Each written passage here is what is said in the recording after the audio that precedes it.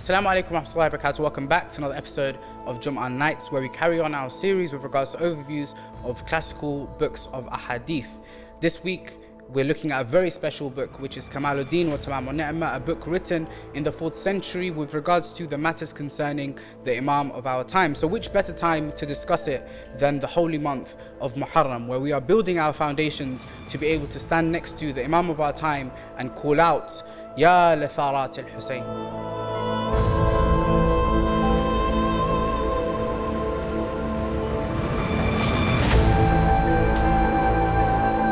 The author of this very special book, Kamaluddin wa Tamam, is none other than an individual named Abu Ja'far Muhammad ibn Ali ibn al-Hussain ibn Babawayh al-Qummi, who is better known by most of us as Shaykh al-Saduq.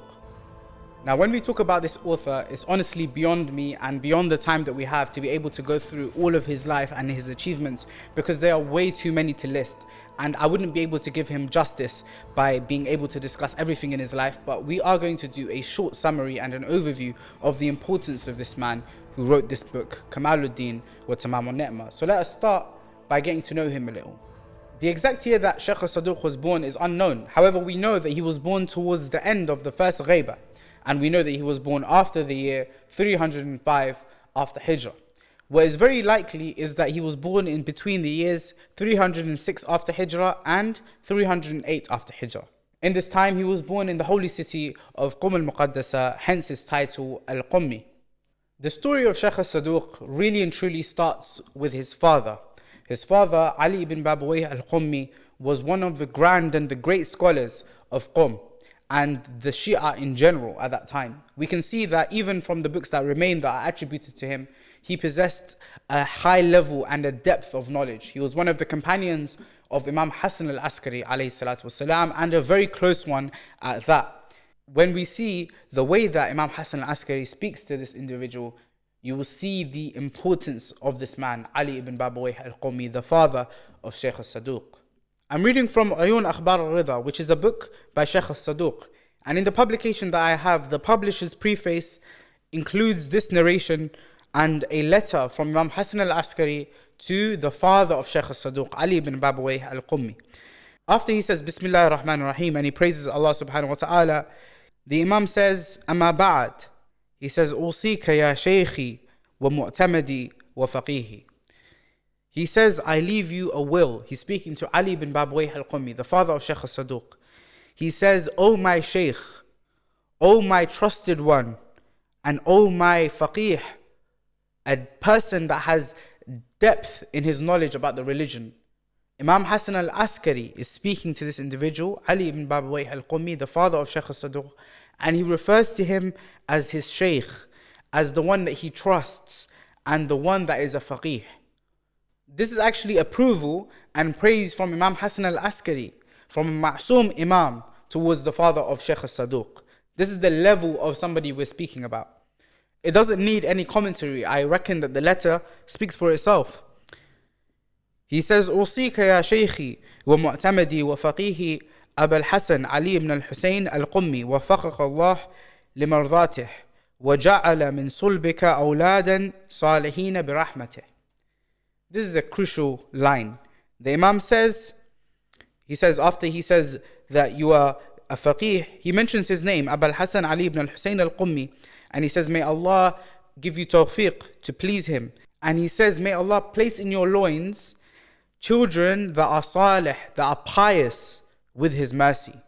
So what is this? This is a dua from Imam Hussain al-Askari for him to have a pious progeny. This is the father of Shaykh al-Saduq.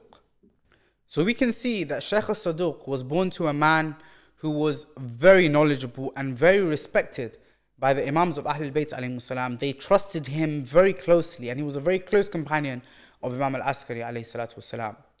Then we see with regards to the actual story of the birth of Shaykh al-Saduq. We see in Kitab al-Ghaibah by Shaykh al-Tusi narrates an incident with regards to the father of Shaykh al-Saduq, Ali ibn Babawayh al-Qummi. We have a narration here from Muhammad ibn Ali al-Aswad, rahimahullah. He said, قال سألني علي بن الحسين بن موسى بن بابويه بعد موت محمد ibn Uthman al-Amri قدس سره. He says, Ali ibn al-Hussein ibn Musa ibn Babawayh, which is the father of Shaykh al-Saduq, asked me after the death of Muhammad ibn Uthman al-Amri, who is the second Safir of the Imam of our time. He says, after his death, so we have now entered into the third Safir's time. He says, he asked me in this period of time after the death of the second Safir, an as'ala Abul Qasim al-Ruhi, that I should go and ask Abul Qasim al-Ruhi. This is a reference to Hussain ibn Ruh al-Nawbakhti, the third Safir of Imam Sahib al-Asr wa Zaman. So Shaykh al-Saduq's father, Ali ibn Babawayh al-Qummi, goes to Muhammad ibn Ali al-Aswad and he says to him, go and ask Hussain ibn Ruh about this specific thing for me. What does he want? He says, أن يسأل مولانا صاحب الزمان أن يدعو الله أن يرزقه ولدا ذكرا. He says, go and ask Hussain ibn Ruh to ask the Imam of our time to make dua for him to be given a child which is a boy. So Muhammad ibn Ali al-Aswad, he says, so I asked Hussain ibn Ruh فأنهى ذلك, so he took that towards Imam Sahib al-Zaman. ثم أخبرني بعد ذلك بثلاثة أيام أنه قد دعا لعلي بن الحسين فإنه سيولد له ولد مبارك ينفع الله به. He says, Muhammad ibn Ali al-Aswad says, Hussain ibn Ruh came back to him after 3 days and he said to him, he says that Imam Sahib al-Zaman made dua for him and that he will be given a child and he will be a blessed child and Allah will benefit the nation and him with him. وَبَعَدُهُ أَوْلَادٌ. And he said, and after him he will have other children as well. And this is actually in reference to Shaykh al-Saduq. So Shaykh al-Saduq was actually born with the dua of the Imam of our time. This is the individual that we're speaking about when we're looking at the author of this book. Imam Sahib al-Zaman made dua for his father Ali ibn Babawayh al-Qummi and he was given this child, Shaykh al-Saduq. And as he said, that he will be of benefit to his father. And of course, Shaykh al-Saduq, we can see from his publications and his books that he was of great benefit not only to his father but to the whole ummah.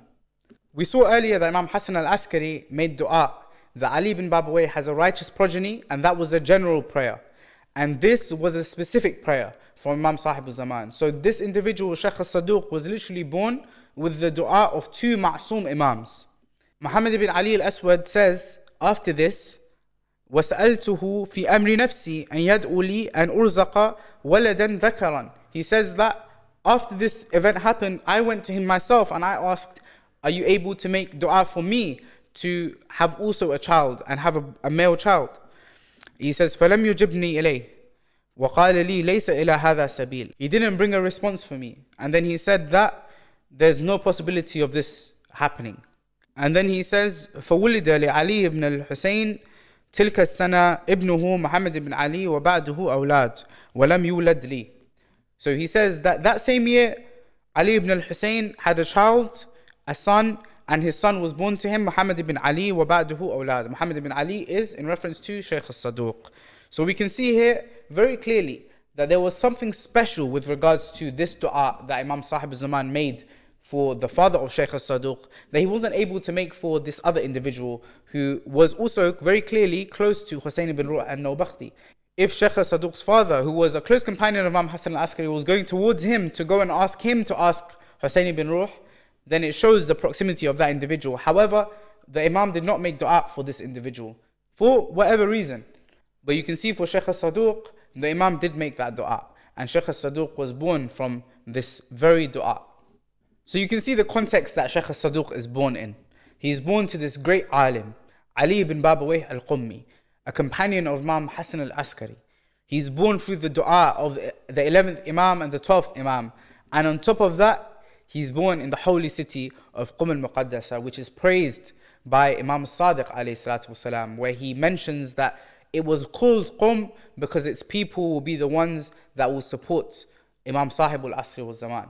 Shaykh al-Saduq in his lifetime put many years and a lot of effort into compiling the hadith of Ahlul Bayt alayhim salam. Some of the books of the Faharis mentioned that he had over 300 books at that time. 300 books is no small feat. He also had more than 260 mashayikh. 260 mashayikh that he narrated from. Some of the well-known mashayikh that he narrated from are very well-known, which start with none other than his father, Ali ibn Babawayh al-Qummi, a great faqih, a great alim. Another one was Ibn al-Walid al-Qummi, a very well-known teacher of Shaykh al-Saduq. And the third was someone like Ahmad ibn Ali al-Qummi, who was also a very well-known teacher of Shaykh al-Saduq. And of course, many, many more. We're speaking about above 200 mashayikh here. So they're not small in number, but these are some of the most well-known ones. Some of the mashayikh that were there were people that had seen Imam Hussain al-Askari alayhi salatu wasalam. So you can see that at that time, Shaykh al-Saduq lived very close to the time of the Imams. These are, again, like I mentioned last week, with regards to Shaykh al-Kulayni, with regards to Shaykh al-Nu'mani, Shaykh al-Saduq is in the same category of people. He lived very, very close to the time of the Imams. He lived in the first ghaiba. He saw the first ghaiba. He lived while the Sufara was still there. So this is the quality and the level that we are speaking about when we're speaking about these classical books. And I can't emphasize this enough, the amount of appreciation that we should be giving to these noble books that we have been through with regards to Al-Kafi, with regards to Al-Ghayba by Shaykh al-Nu'mani. These books are very, very important, and Kamaluddin wa Tamam Ni'mah is no different. Some of the most important books of Ahadith that we have in terms of collections from the Ahlul Bayt alayhimus salam were actually written by Shaykh al-Saduq. If we take a look at the books that he's written that are famous and are present in all of our Shia bookshops, you'll find, for example, Man La Yahdharu al-Faqih, his work on fiqh. You'll see, for example, Ayun Akhbar al-Rida, which is a collection of sayings from Imam Rida alayhi salatu wasalam. You'll see, for example, Ma'ani al-Akhbar, which tries to explain the meanings of different ahadith. You'll see Thawab al-A'mal, for example, with regards to a'mal and things that we do. What are the merits of the ibadat and things that we do in our day-to-day lives. We also have his books of aqa'id, like for example Al-I'tiqadat and Kitab al-Tawheed, which are also amazing books to go through. We have Al-Khisal, we have Ilal al-Shara'i', we have Al-Amali by Shaykh al-Saduq. All of these books are amazing, amazing collections of hadith. Shaykh al-Saduq was known for his collections of hadith. These books are genuinely, like, if we didn't have them today, that's a big, big, big dent in the Shia corpus. We'd be missing a lot of hadith if we didn't have the books of Shaykh al-Saduq. And many a time we'll see that Shaykh al-Saduq, he narrates from the authentic old sources that we don't have access to anymore. So a lot of the hadith we have in Shaykh al-Saduq's books, they're not present in any other books. So Shaykh al-Saduq, like we said, he wrote over 300 books, but only a handful of them reached us. 15 to 20, you could say. And these handful, if we were to take them away, it would be a big loss in the world of hadith. We would not have a lot of hadith from Ahlul Bayt alayhimus salam if it wasn't for someone like Shaykh al-Saduq. And like Al-Kulayni and Shaykh al-Nu'mani, Shaykh al-Saduq also traveled a lot. Being born in the city of Qom, he traveled to Ray, he traveled to Naishapur, he studied in Mashhad, he went to Iraq, he went to Baghdad, the holy shrines of the Imams alayhimus salam, and back to Iran. He spent a lot of his time, a lot of his lifetime was spent gathering the ahadith of Ahlul Bayt, compiling the ahadith of Ahlul Bayt. He literally lived amongst the ahadith. That was his whole life that he spent. Obviously being the son of such a great scholar, and also being born with the dua of Imam Sahib al-Zaman, you would expect no less. Another thing about al-Saduq that was mentioned by a lot of his contemporaries was that he had an amazing memory. So a lot of the hadith that he narrated, and you can imagine he narrated a lot of hadith, he used to remember most of them. He used to know them by heart. And Shaykh al-Saduq himself, he used to say that the reason why my memory is so good and is so brilliant is because I was born with the dua of Sahib al-Zaman. And that's a reality, that he was genuinely blessed due to the dua of the Imam. Of course, with all this said, and Shaykh al-Saduq was a grand scholar, a great scholar, and someone who we owe a lot to in the world of hadith and what he has provided us from the hadith of Ahlul Bayt, Shaykh al-Saduq was obviously also somebody who we may not agree with in some of his opinions. He may have made some errors, he had the capability to do so. At the end of the day, he was a human being. And therefore, it's not that we take all of his opinions at surface value and accept them. But at the end of the day, he's someone that we respect deeply and we have a lot of appreciation for the effort and the sheer amount of time that he put in to collecting these ahadith and making sure that they reached us. Shaykh al-Saduq finally died in the year 381 after Hijrah in Ray, which is now called Tehran, and many of you would have visited his grave if you have done the ziyarah of Shah Abdul Azim in Tehran, you probably would have stopped by Shaykh al-Saduq's grave as well, which is in a cemetery called Ibn Babawayh Cemetery. Like I said, we can't obviously do a biography of Shaykh al-Saduq because there's too much to speak about. So we're going to move on to the discussion with regards to the book in front of me, Kamaluddin wa Tamam al-Ni'mah, or as some of the scholars have written, Ikmaluddin wa Itmam al-Ni'mah. This book was written in the 4th century by Shaykh al-Saduq with regards to the matters concerning the Imam of our time. Like the book of Shaykh al-Nu'mani, Al-Ghayba, this was also at a time where there were many accusations against the 12er Shi'i school with regards to the ghayba of the Imam of our time, with regards to questions that people had about Imam Sahib al-Zaman. And Shaykh al-Saduq, he wrote it in response to these accusations. Some of these accusations were coming from sects far from the religion of Ahlul Bayt alayhimus salam, like the Mu'tazila, and some also from those who claim to be Shia, like the Zaydiyah, who were also making accusations against the 12er Shia school, saying that there can't be a ghayba, there can't be a time where there is no Imam. So there were many accusations against the Shia at this time, and Shaykh al-Saduq wrote this book in response to them. But if we go into why this book was written and what was the inspiration behind writing this book, we can see this mentioned in the introduction by Shaykh al-Saduq himself. Shaykh al-Saduq writes a very long introduction with regards to this book, Kamaluddin wa Tamam al-Ni'mah. Shaykh al-Saduq says, فَبَيْنَا أَنَا ذَاتَ لَيْلَةٍ أفكر فيما خلفت ورائي من أهل وولد وإخوان ونعمة إذ غلبني النوم. He says, one night I was sitting there and I was thinking about that which I have left behind in terms of family, in terms of children, in terms of brothers, in terms of blessings. What have I left behind?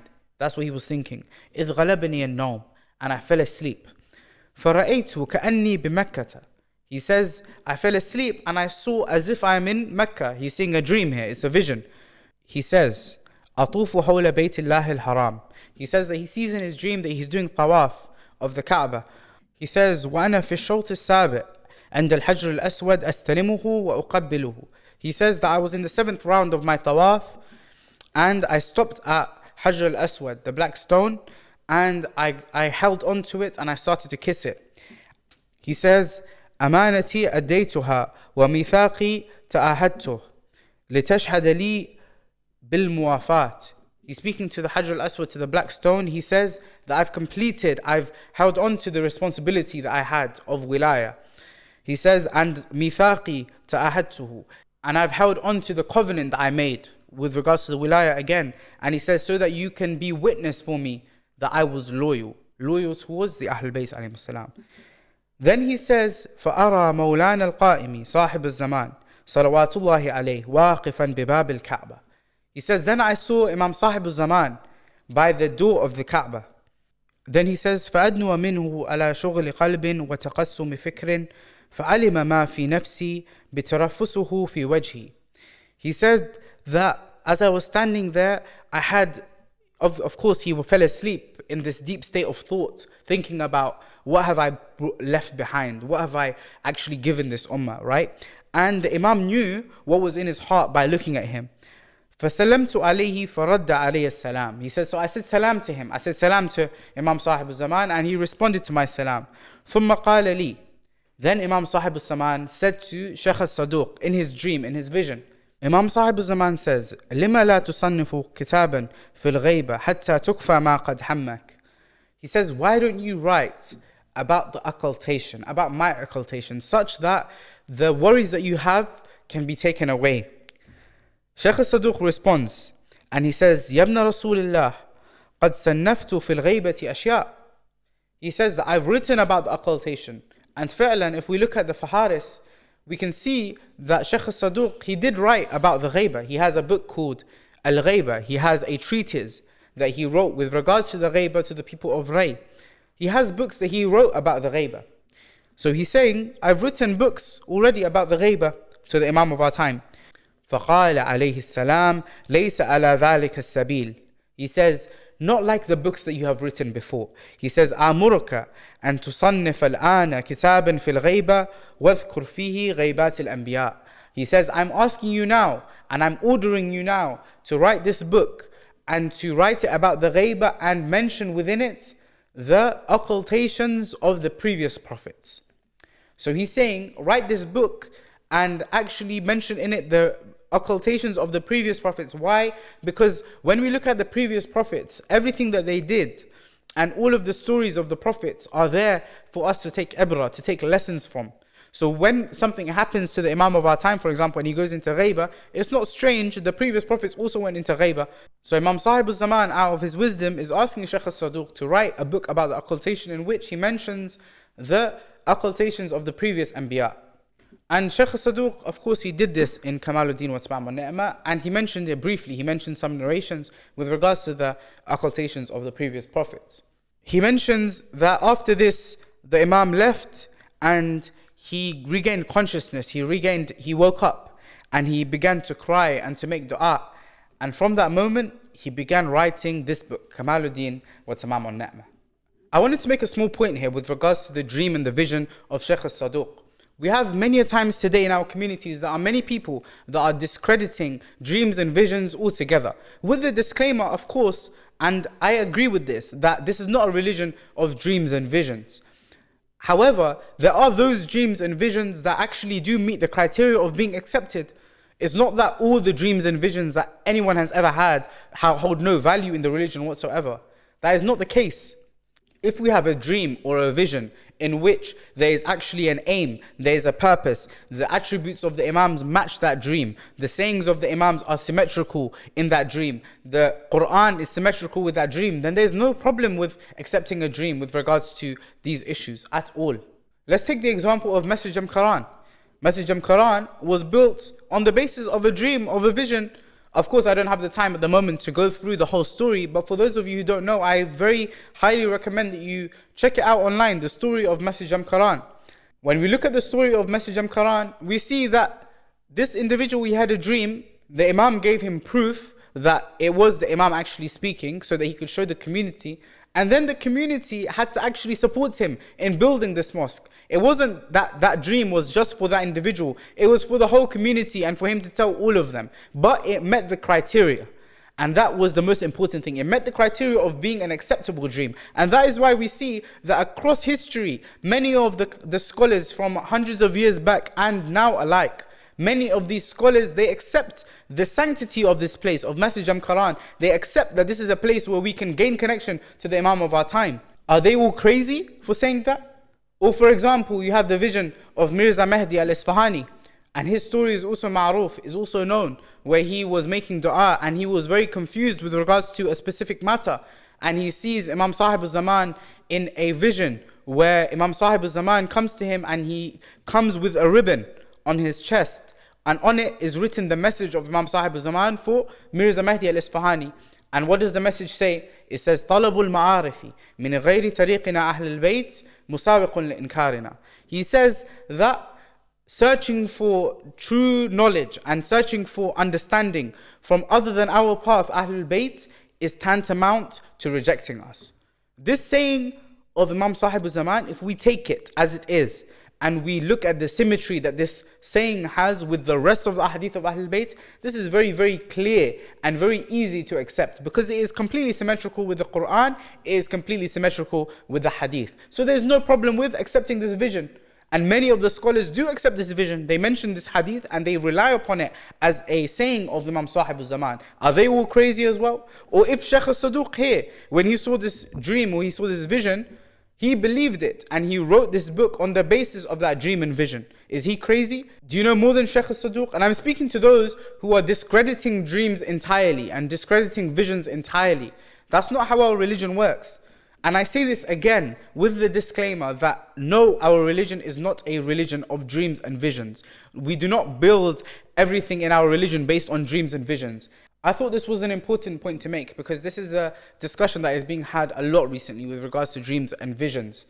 And I do also want to say that this shouldn't be taken as support for those people who are narrating dreams from the manabir or in their majalis, where they are mentioning dreams that do very clearly go against the Quran or go against the Sunnah of Ahlul Bayt alayhimus salam. I just wanted to make the point that there are categories of dreams and visions, ones that are accepted and ones that are rejected. It's not that all dreams and visions are just nonsense and that we can't take from them. And we see this very clearly from our classical scholars. Shaykh al-Saduq himself, he saw a dream and based on that dream he wrote this book. So this is the clarification basically I wanted to make. So this is the book Kamaluddin, written by the order of Imam Sahib al-Zaman by one who was born through the dua of Sahib al-Zaman.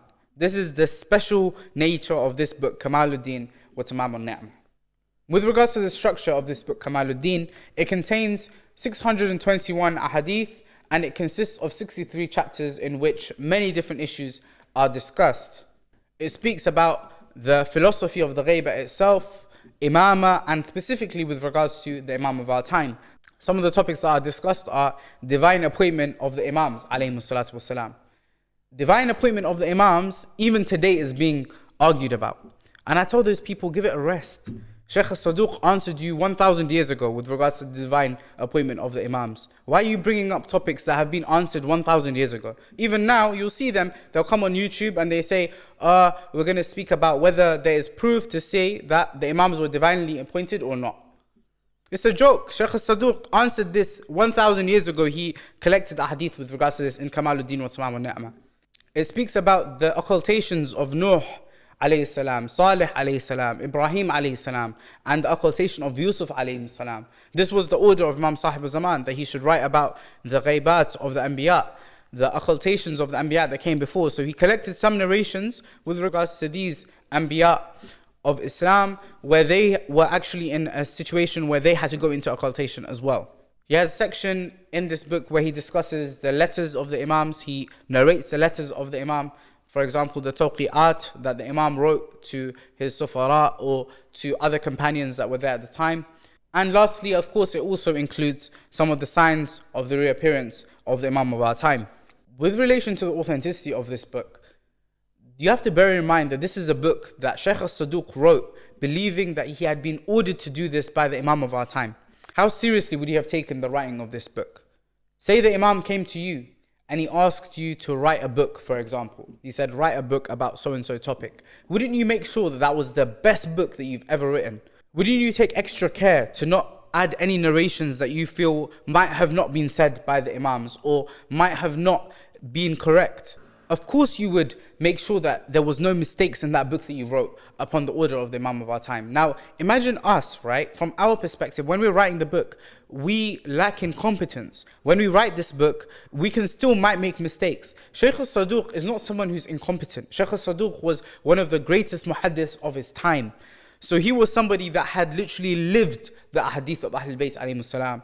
And if he was to sit there and to take extra care when collecting these narrations, it's not to say that the whole book will be completely divine and it will be completely void of any mistakes whatsoever, but you can be sure that this book is the best of Shaykh al-Saduq's ability in collecting the narrations.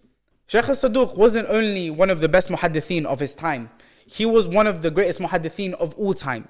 Even when I sit in front of you today, all of the scholars that exist today will tell you of the greatness of this man and his level of expertise in ahadith. In addition to this point of Imam Sahib al-Zaman being the one to order him to write this book, the scholars over the centuries have told us the significance of this book, Kamaluddin wa Tamam al-Ni'mah, because it was one of the most early books that was written about the ghaibah, along with al-Ghaibat al-Nu'mani and other books like it. And we can see that it's extensively narrated from in the secondary books of hadith and in the tertiary books of hadith. In terms of benefits of the book, then if you have been watching Jumah Nights from the beginning, then inshallah you have already seen some of the benefits of the book. When we spoke about, for example, the ma'rifah of the Imam of our time, or we spoke about the signs of the duhur, this was one of the books that we relied on quite heavily. We can see that the narration with regards to the birth of Imam Sahib al-Zaman that is narrated by Hakima bint Jawad, the daughter of Imam al-Jawad, is found in Kamaluddin wa Tamam al-Ni'mah. This is the oldest book in which we have a narration with regards to the birth of Imam Sahib al-Zaman, and an authentic one as well. As much as people want to sit there talking nonsense these days, saying that we don't have any authentic narrations about the birth of our Imam, Kamaluddin wa Tamam al-Ni'mah will be here to slap you in the face when you say that. As well as our other classical works like Al-Kafi and Al-Ghaiba by Shaykh al-Nu'mani. These people don't deserve our time. These people that put these doubts forward saying that the Imam of our time, there's no authentic narrations about his birth, all of these people, genuinely, don't give them your time. Give your time to these noble scholars, the ones that wrote these noble books. These books are what are going to take us towards the ma'rifah of the Imam of our time. These books are the philosophy of the Imam of our time, the sayings of the Imam of our time, the mission of the Imam of our time. Only through connecting ourselves to these books and completely taking away all the noise, we'll be able to understand the mission of Imam Sahib al-Zaman, and we'll be able to be those that stand alongside him, and we are able to call out, oh, for the vengeance of Imam Hussain, this blessed holy Muharram. We have to be able to intellectually understand the mission of the Imam of our time, and the best place to start is with the ahadith. And this is a book that I would recommend personally for everybody to be familiar with. Kamaluddin wa Tamam al-Ni'mah by Shaykh al-Saduq is available in English online, and I've made it a point, in fact, for every classical book of hadith that we speak about is one that is available in English, because I want for the viewers to be able to actually interact with these books. Otherwise, there's no point in me speaking about them. And of course, this is a book with amazing, beautiful narrations with regards to the ghaiba and with regards to the Imam of our time. I hope that's been a beneficial episode, inshallah, and I'll see you again next week, where we'll be discussing another book, another classical work of hadith, which is called Tafsir al-Imam al-Askari alayhi salatu wasalam. And that's going to be a very, very exciting episode, so I hope none of you missed that episode. And after that, of course, we'll be speaking about Kitab Sulayman bin Qais al-Hilali. So the next two episodes are of utmost importance in Jumah Nights. If you've never watched Jumah Nights, watch these two episodes, inshallah. I'll see you again for that next week. Wassalamu alaikum wa rahmatullahi wa barakatuh.